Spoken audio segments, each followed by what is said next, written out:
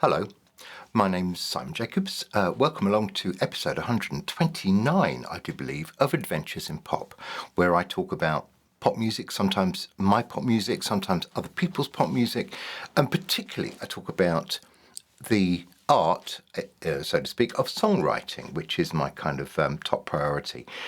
And today I want to actually concentrate on a kind of songwriting conundrum. We've had a few of these over the last couple of years, and last week I was very much faced with a conundrum which, for those of you who are in the songwriting business, whether successful or like me, just struggling away,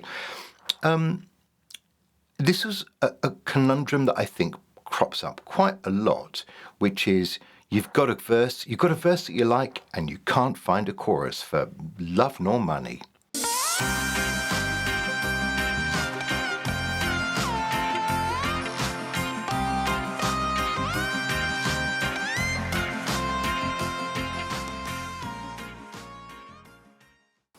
So I was away on holiday, as you know, just a week or so ago. When I got back, I was sort of feeling inspired to write a song about where I'd been on holiday, which is basically the north of Italy. I went to the Dolomites for some walking. It was lovely. I highly recommend it, which is all great.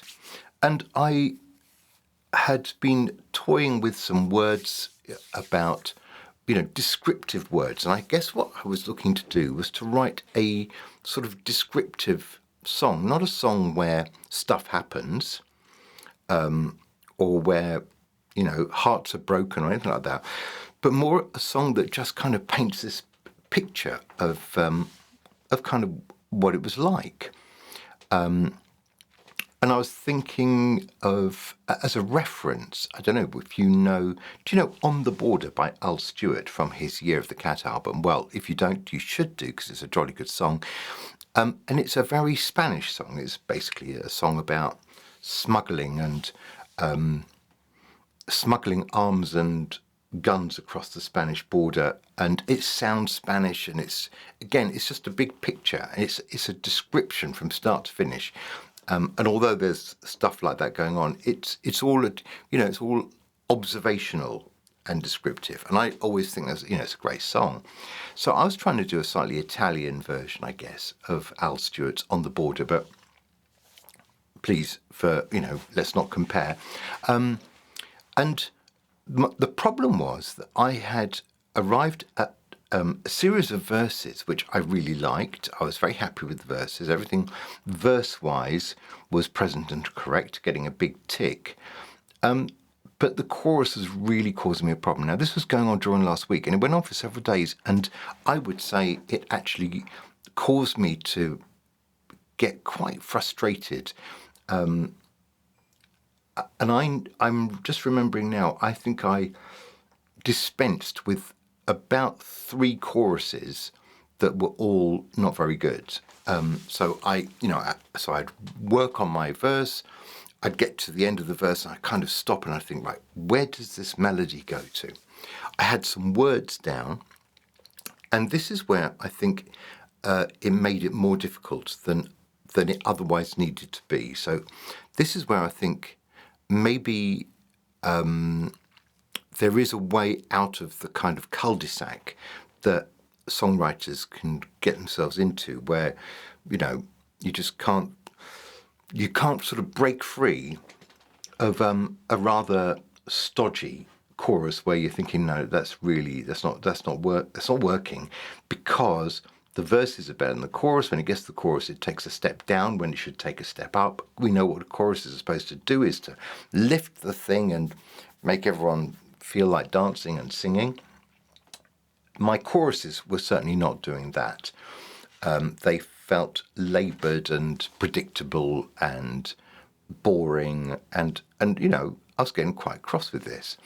And I was chucking them away, starting again.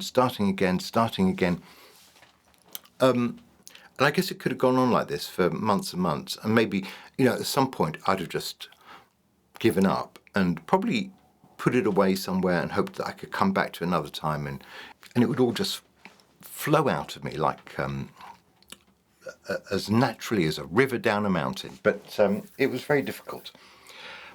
The way that eventually I made a breakthrough, and this is, I guess, would be, if I'm ever to give advice to other songwriters, and certainly to give advice to myself for next time, the way I got out of it was eventually to change the words of the chorus, because basically every time I came back to the words that I'd written as a potential chorus, I would just get stuck into the same kind of loop. And it was really difficult to break that until the words themselves were different. So my suggestion, if you're getting stuck, particularly if you're getting stuck with the tune and you've got the words down, is you probably have to change the words. You probably have to scrap the words you've got for that section you're having trouble with and just come at it completely fresh with some different ideas. Then literally a chorus happened, and it was quick and it was easy and it was a relief. And as soon as the fourth one was going down, I thought that actually is going to be the chorus. Now look, I'm not going to play this track to you yet because it's not quite there, but I certainly will at some point. In the end, it's managed to be quite interesting. And when it gets to that chorus, the chorus is quite unusual, but it seems to kind of work, and the words are better than they were before I changed them. So that was my way of getting through it. And look, just by kind of, just as an addition, really, just to say that over the years, I can remember so often, particularly in the Rothman Jacobs kind of era of writing, where we would get something we really liked, to be a little kernel of something great, and we would love it to death. But in a way, sometimes what we created was so self-contained that we just couldn't work out how to build from it into another part of the song. Sometimes this happened, we'd have a little chorusy thing, but then we were stuck because we just didn't know where to go. Sometimes it felt like it was a bridge, but we weren't quite sure what was supposed to come before it or come after it. And we had plenty of these. I can remember some of them now, where even now when we get together, we go back and say, how would we follow on from this? Where basically we spent 30 years getting stuck because we've got a bit that we really like and we don't know what to do with it, and it's still just a bit that is not attached to a whole song. We've got a few of those. So I think this is a common problem, and as I say, maybe the way to get through it,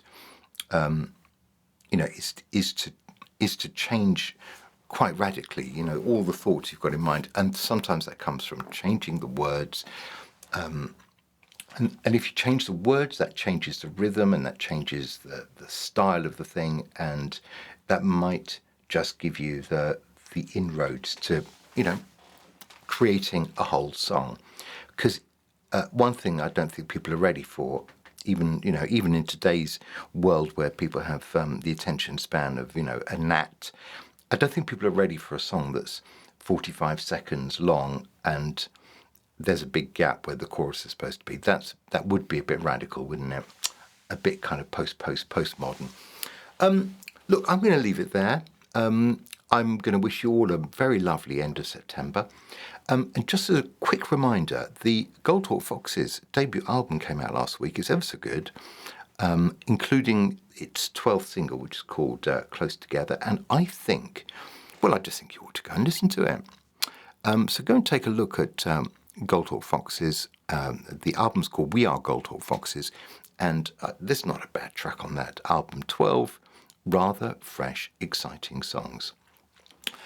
So I'm going to leave you with that, and I will see you very shortly. I'm lining up some new music from myself.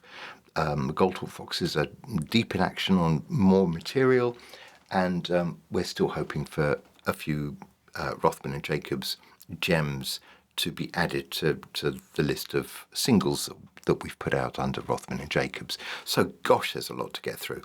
That's it for now. You take care. Enjoy the next week or so, and I'll see you very soon. Bye-bye.